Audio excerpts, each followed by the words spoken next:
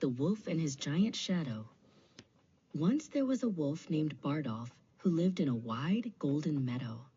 He spent his days searching for food and wandering beneath the blue sky. Bardolph was an ordinary wolf, no bigger or smaller than any of his brothers, but he often wished he were much grander. One evening, as the sun began to sink toward the horizon, Bardolph looked behind him. Because the sun was so low, it cast a shadow that stretched far across the grass. To Bardolph's surprise, his shadow was nearly 50 feet long. It looked like a giant beast reaching toward the edge of the world.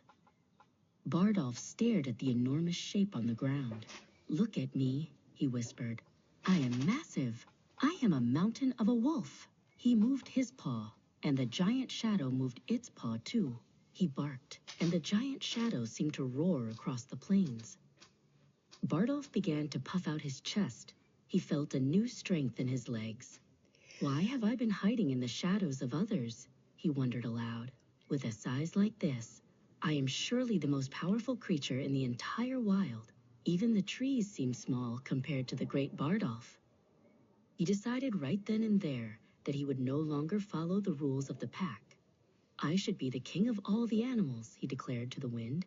"Even Aesop the lion should bow down to me. Look at how I tower over the world." Nearby, hidden in a cluster of thick bushes, the great lion Aesop was resting.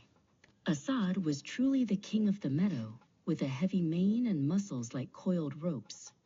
He heard the wolf's boastful shouts and stepped out into the open to see what the noise was about.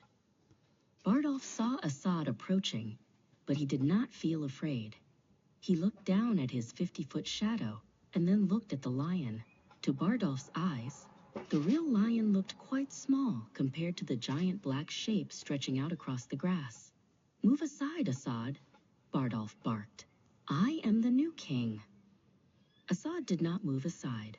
Instead, he let out a roar that shook the very ground.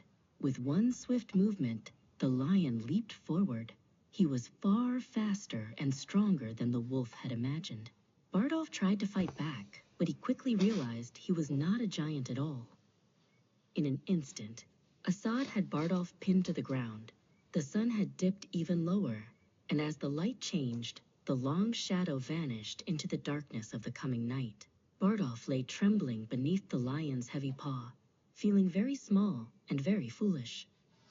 Aesop let the wolf go and walked back to his den. Bardolph stood up and shook the dust from his fur. He looked at his own paws and realized they were just the same size they had always been. He walked home quietly, finally understanding the truth. Do not let your fancy make you forget realities.